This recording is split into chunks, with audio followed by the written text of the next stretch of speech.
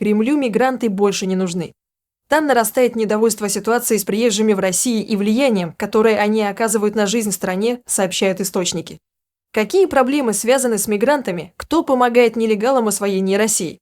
Кто отстаивает интересы мигрантов и кем их хотят заменить? Похоже, для мигрантов наступают худшие времена. Но не поздно ли спохватились? Обо всем этом и не только мы и поговорим в этом выпуске. По информации осведомленных источников, Кремль ни больше ни меньше разочаровался в мигрантах. Аналитики не выражают удивления по этому поводу. Это было предсказуемо, особенно в нынешней ситуации, когда власть активно борется с этой резонансной проблемой. Как сообщает телеграм-канал Insider Tea, в Кремле крепнет недовольство текущей миграционной политикой. Попытки улучшить демографическую обстановку за счет привлечения мигрантов из Центральной Азии столкнулись с серьезными трудностями. Предполагалось, что массовый приток рабочих из Таджикистана, Узбекистана и Киргизии позволит решить вопросы старения населения, низкой рождаемости и уменьшения трудоспособного населения. Однако эта стратегия, по всей видимости, не принесла желаемых результатов. Во-первых, власти констатируют низкий уровень интеграции мигрантов. Приезжие получают российское гражданство, но не ощущают себя россиянами и не считают себя обязанными России. Напряженность между мигрантами и коренными жителями усиливается и, как продемонстрировал ряд громких скандалов, увеличение уровня преступности среди мигрантов вызывает резкую негативную реакцию в российском обществе, добавляют источники.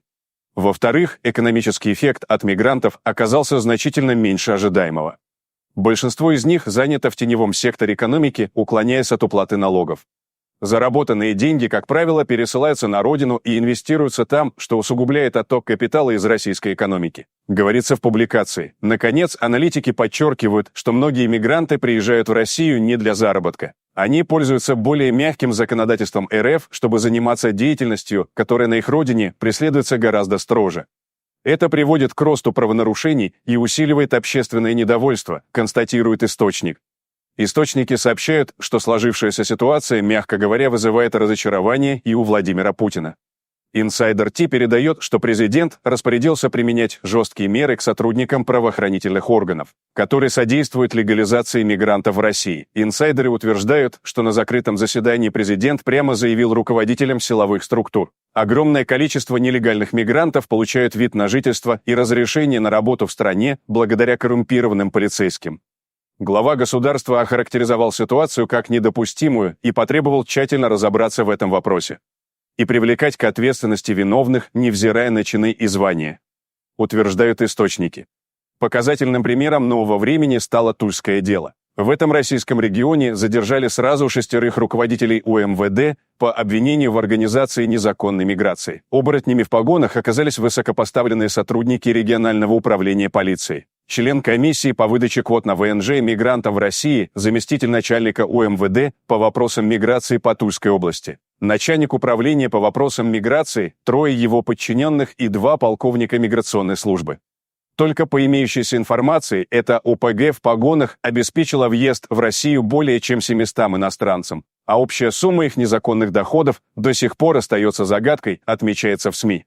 Изменение отношения к мигрантской проблематике достигло даже высшего руководства МВД. Долгое время главу Следственного комитета РФ Александра Бастрыкина считали главным противником нелегальной миграции в России. В МВД же ситуацию оценивали следующим образом. Еще в июле министр внутренних дел России Владимир Колокольцев заявлял, что количество тяжких и особо тяжких преступлений, совершенных иностранными гражданами, в этом году уменьшилось почти на 8%. Это свидетельствует, по его словам, об успешном снижении уровня преступности среди иностранцев. Однако в октябре Колокольцев озвучил другие данные. Он сообщил, что по состоянию на 1 октября в России находилось более 6,5 миллионов иностранцев, из которых свыше 740 тысяч – нелегалы. При этом с начала года число таких лиц увеличилось почти на 40%. Не все, однако, поддерживают идею избавления России от мигрантов. Инсайдерские источники утверждают, что у силовиков назревает конфликт по этому вопросу с главой Центробанка России Эльвирой Набиуллиной, которая якобы выступает против жестких мер в отношении приезжих. В силовых структурах уверены, что мигранты приносят больше вреда, чем пользы. Аналогичное мнение разделяют и в Совбезе. Набиуллина же парирует аргументами о том, что уход мигрантов приведет к нехватке рабочих рук, что спровоцирует рост заработной платы и, следовательно, цен на товары и услуги. Мигранты выполняют значительный объем низкоквалифицированных работ. Без них объемы строительства сократятся, а сроки реализации проектов возрастут. Это замедлит развитие инфраструктуры и негативно скажется на экономической активности в целом. Кроме того, мигранты уплачивают налоги, являющиеся источником доходов бюджета. Отсутствие таких поступлений может уменьшить налоговые поступления, привести к бюджетному дефициту и сокращению социальных программ. Цитирует источник предполагаемую позицию Набиуллиной. По мнению авторов телеграм-канала, во влиятельных кругах существует целое мигрантское лобби, чьи доходы напрямую зависят от присутствия приезжих на рынке труда. Заработную плату мигрантам будут платить значительно меньше, чем россиянам, это очевидно. К тому же, условия труда будут хуже, о каких-либо социальных гарантиях и речи быть не может. Это делает строительство любого здания в несколько раз дешевле, чем если бы его строили отечественные рабочие. Однако стоимость недвижимости, цена квартир в этом доме от подобной экономии не уменьшится. Ценник будет, как всегда, заоблачный, а вся разница осядет в кармане бизнесмена. И так происходит практически во всех отраслях. Труд мигрантов выгоден небольшой группе предпринимателей, в то время как для населения он пагубен, констатирует инсайдер. Как в России решили противостоять наплыву мигрантов? Теракт, совершенный мигрантами в Крокус-Сити-Холле, обратил внимание на проблему миграции в России и вынудил законодателей принимать меры. Пока что действия Госдумы, в первую очередь, направлены на штрафы и запреты. Так, Госдума приняла законопроект о штрафах до 60 миллионов рублей за подделку документов для организации незаконной миграции. Инициативу одобрили правительство, Верховный суд, Генпрокуратура и Следственный комитет. Помимо этого, ужесточается наказание за фальсификацию документов, удостоверяющих личность. Еще одной мерой может стать обязательное знание русского языка для детей-мигрантов, поступающих в российские школы. Но кем заменят мигрантов? В России действительно наблюдается дефицит квалифицированной рабочей силы в некоторых отраслях. В этой ситуации Китай предложил России заменить мигрантов из Средней Азии своими гражданами, сообщает инсайдер. Инициатива предположительно обсуждается на высшем уровне. Об этом лично говорили Си Цзиньпин и Владимир Путин. Китайский лидер дал понять, что мигранты из его страны являются гораздо более бесконфликтными, трудолюбивыми и адекватными, чем выходцы из среднеазиатских республик. Пекин даже готов целенаправленно обучать необходимое количество специалистов для нужд российских городов. Речь идет, например, о дворниках, дорожных рабочих, уборщиках, водителях общественного транспорта и строителях, утверждают источники канала.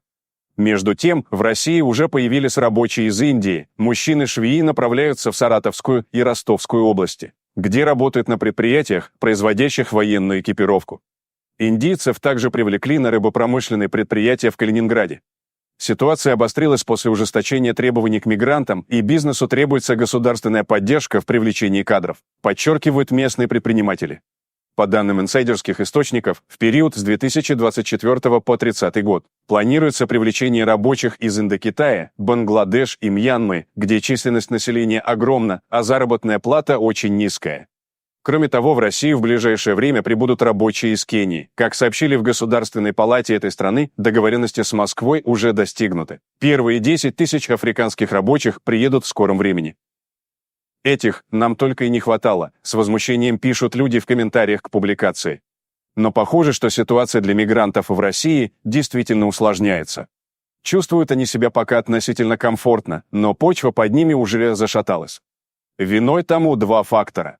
Прежде всего, сами мигранты, которые устроили в нашей стране беспредел. Приезжали бы, работали, вели себя прилично, вопросов бы не возникало. Есть, однако, и второй фактор, меняется время, а значит и расстановка сил. Деньги? Безусловно, и ничего, кроме денег. И спорить тут бессмысленно, мигранты откровенно надоели российскому населению. В первую очередь русским людям. Надоели, потому что в какой-то момент решили, что они, мигранты, в России хозяева и могут делать, что хотят. И начался кошмар. Подтверждением того, что миграционный вопрос наболел, стал недавний опрос в телеграм-канале Вячеслава Володина. Вопрос, заданный председателем Госдумы, звучал так: готовим к внесению законопроект, который ограничит прием в школы детей-мигрантов, не владеющих русским языком. Правильно, чтобы они перед зачислением в школы проходили предварительное тестирование. В голосовании приняло очень большое количество людей, и 96% проголосовавших поддержали инициативу Володина. На самом деле, вопрос звучит довольно странно. В школу в каком возрасте идут? В 7 лет, как правило, возникает закономерный вопрос: как получилось, что до 7 лет ребенок мигранта не выучил русский язык? Действительно существуют такие дети, которые приходят в российские школы, не зная русского языка. Что уж говорить о знании русской культуры и истории России. Так где же их прятали?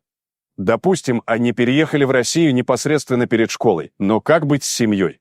К сожалению, ситуация такова, что только сейчас в России начинаем прорабатывать и пытаемся решить в миграционной сфере вопросы, которые следовало решать еще 5-6, а то и 10 лет назад. Лучше поздно, чем никогда. Возможно. Иногда бывает слишком поздно.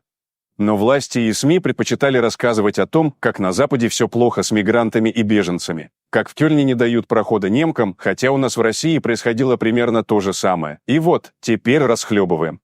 Понятно, что вопрос о приеме в школы детей-мигрантов, не знающих русского языка, это частный случай. Главная задача или даже сверхзадача – создать такую систему, в которой мигрант не будет представлять опасности для окружающих. Важно также строго контролировать его деятельность. Для этого, в частности, можно использовать Мигрант ID. Законопроект о нем вносит в Госдуму партия «Новые люди». Каким будет результат, если закон примут? А для этого есть все предпосылки. Действия мигрантов будут оцифрованы. Хочешь приехать на работу в Россию? Пожалуйста, подай заявку на Мигрант ID и получи его. Необходимо будет указать данные об образовании и квалификации, приложить справку о несудимости и состоянии здоровья. Дальше, больше, после получения Мигрант ID уже на территории России иностранному специалисту нужно будет сдать биометрические данные, экзамен на знание русского языка и культуры, оплатить пошлину и купить патент. И, разумеется, в течение месяца устроиться на работу. Все это логичные и справедливые шаги. Более того, они назрели давно, но делаются они с опозданием. Основная проблема даже не в самих мигрантах, а в тех, кто их использует и покрывает. Будут ли приняты меры противодействия им? И главное, не создадут ли новые законы и механизмы, призванные урегулировать миграционный вопрос, благоприятные условия для коррупции? Не получится ли так, что мигранты по-прежнему будут бесчинствовать, но уже купив для этого своего рода индульгенцию? Тем временем природу жестокости мигрантов в России по отношению к местному населению объяснил охотник на маньяков. Из кулуарных разговоров с коллегами полковник МВД России в отставке Алексей Родин узнал, почему люди, которые приезжают к нам из стран Средней Азии, часто совершают преступления. Их жестокость, она граничит с какой-то просто потрясающей глупостью. А наши коллеги, вменяемые, абсолютно нормальные люди, они говорят, это не цвет нашего общества к вам едет, это едут люди, которые не нашли себя здесь, указал полковник. Он отметил, что проблема этнической преступности действительно существует. Причем достаточно давно, заметил эксперт. И здесь, по его мнению, прежде всего нужно менять миграционное законодательство. Если мы говорим об этнической преступности, которая определяется трудовыми мигрантами, то проблема – это малая образованность. Из этого исходит их жестокость. Плюс из того, что зарабатывают они относительно немного. И видят, что люди в нашей стране живут достаточно хорошо. Я говорю это с большой долей ответственности, что мы жили неплохо, стали жить лучше. И эта синусоида, скажем так, она идет вверх. Поэтому ревность, зависть и глупость. Плюс нежелание ассимиляции с нашим обществом и с нашими законами, пояснил Родин. Он добавил, что коллеги из Узбекистана и Таджикистана ему также сказали, что в Россию едет не цвет их общества, а люди, которые не нашли себя в этих странах. У них не получается устроиться там, где они живут, поэтому они едут сюда, чтобы хоть что-нибудь заработать здесь, отметил Родин. Многие из них при этом, к сожалению, не говорят на русском языке, не знают наших законов. И это тоже хотелось бы изменить. Чтобы человек, который живет в России, жил по нашим законам. Потому что мы не собираемся поворачиваться ко всем спиной и давайте, значит, совершайте в отношении нас преступления, а мы будем вас холить или леять. Нет.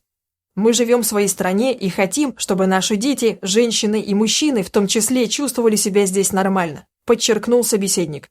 Опять же, для этого нужны изменения в законодательстве, считает Родин. Об этом же ранее заявлял и глава Следственного комитета Александр Бастрыкин. Он предлагал коллегам рассмотреть определенные законопроекты, которые бы могли ускорить поиск, установление и задержание граждан, совершивших преступления. Среди них более четкий контроль всех въезжающих в нашу страну, включающий дактилоскопию, биометрию, геномную регистрацию, цифровой учет места работы и жительства приезжих, а также запрет массовой регистрации в резиновых квартирах. Кроме того, основанием для лишения гражданства России СК рекомендовал добавить факт приготовления, покушения или совершения любого умышленного тяжкого или особо тяжкого преступления. А что насчет всего этого думаете вы, уважаемые зрители? Делитесь своим мнением в комментариях и не забудьте подписаться на канал, если вы этого еще не сделали. Всем добра, всем пока!